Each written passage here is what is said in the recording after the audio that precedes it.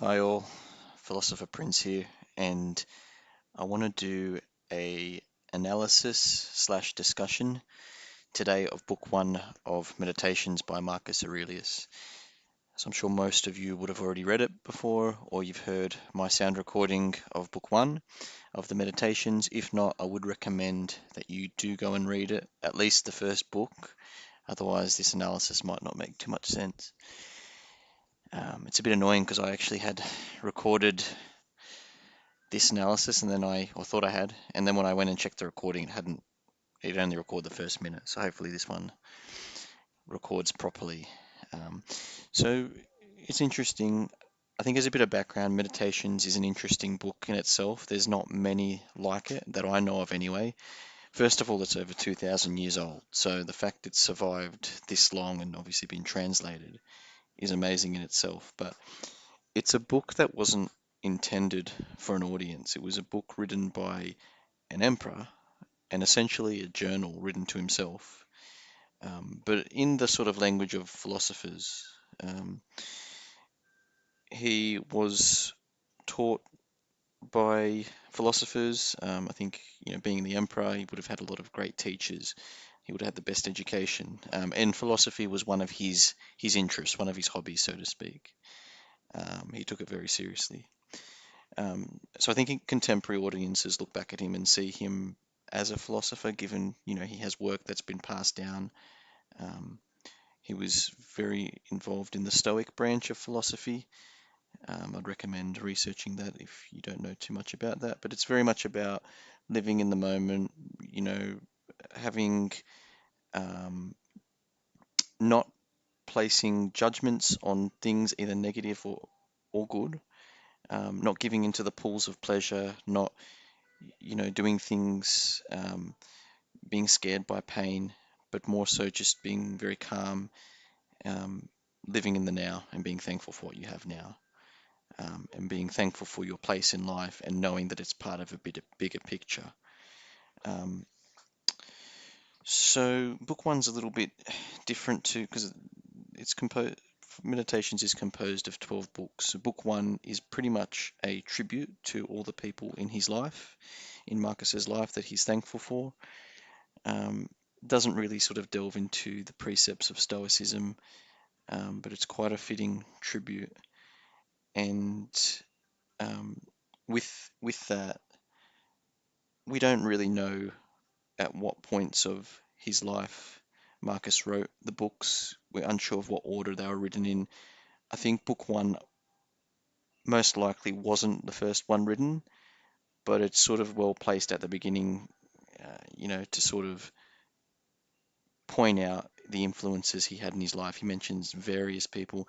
Some people only get one line, like his grandfather, whereas others, like his adoptive father, who was the Roman emperor before him and who Marcus was his successor, he devotes two whole pages to him. His qualities, what he admired in him, things that I think most things, just seeing someone and just sort of, watching what they do and more so by example than by being taught. And I think that's probably one of the great ways of teaching people, to lead by example. I think oftentimes in life when someone's doing something that's not great or that annoys you, to use your words and say this isn't good, it can turn people off. It can sometimes even just make them more hell-bent on their particular way of doing things. But I think most importantly, you know, living life as an example, doing things that are good just because they're good, not, for praise or for anything else. I think people do see that and it does influence them. Whether they admit it or not, that's kind of irrelevant. But I think as well, what is interesting about this is, we have this guy Marcus. He's an emperor, obviously a very powerful man.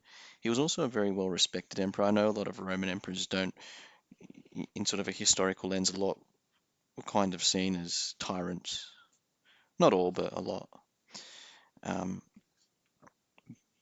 but in his time, people did look on him as a great emperor. strong leader. He led his forces um, to to war. That's another kind of argument in itself, about war and fighting tribes and that sort of thing. But he led by example. He was out there with his troops. He was known by the people as a strong leader. He was consistent. He was truthful. He had a strong sense of justice.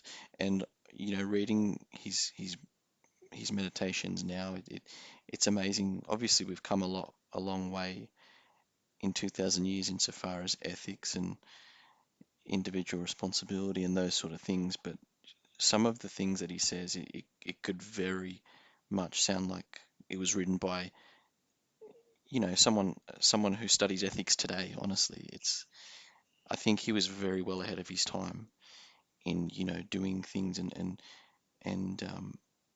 I'm only just going off just this book, by the way, but how it's written, it's very relevant to a modern day audience. And I've spoken to other people about this book, and it's not, he was an emperor, but it doesn't read as by someone who was in a position of high power at most times.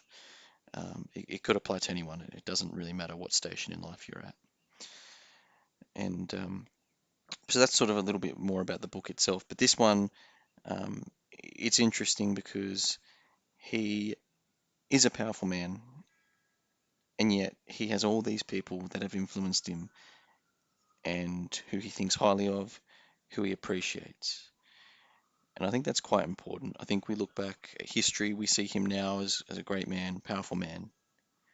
Um, and all these people he writes about, their names are they probably would have been forgotten if not mentioned in this book. But this powerful man whose name has survived 2,000 years, who's written this book and is esteemed quite highly by philosophers and other historians, he has a vast number of people that he mentions, and mentions their qualities, things that they taught him, things that he looks well upon them on. Um, just going through it quickly, he mentions his mother. It's interesting because his grandfather is the first person he mentions. He gives him literally one line. If I can find it, what does he say of his grandfather? He says,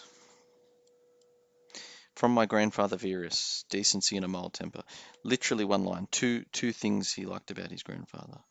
Um, his mother, you can tell he also thinks quite highly of his mother. She gets two lines. "From my mother, piety, generosity, the avoidance of wrongdoing, and even the thought of it. Also simplicity of living, well clear of the habits of the rich." So it seems that even though he would have been raised in, wealth, power, it would appear that his mother was quite down to earth. And he was fortunate in that he did have a lot of mentors and tutors who, just purely going off this chapter, this book, they were they seemed like very good people, and they taught him a lot. And he was able to, which I think is a skill in itself, identify the good behaviors and the good traits in these people and to try and emulate them. He doesn't in this book say anything about his own kind of strengths or values. He says what he's tried to pick up or emulate. But Marcus, as you'll read through Meditations, he does hold himself to a very high standard, and he's always talking about, wanting to do better, wanting to be a good man, never calling himself necessarily a good man, but always striving for that ideal. And he thanks a number of people, and then at the end he thanks the gods, essentially for bringing all these people into his life, but also for the circumstance of he's so mindful of his own faults that he's thankful to the gods for making sure that there weren't circumstances where, he drove these important people away from himself due to his behaviors. I think he's being harsh on himself, but that's my interpretation. No one's perfect, and I think most people are more mindful of their own faults than the faults of others, which, if you know yourself, you should be. And if I'd say if anyone doesn't or isn't mindful of their faults, then I'd say that's a fault in yourself. I think it can be a painstaking process, but to look at yourself and to identify where you could do better, it's a huge strength and it's incredibly wise. And Marcus clearly encapsulates that.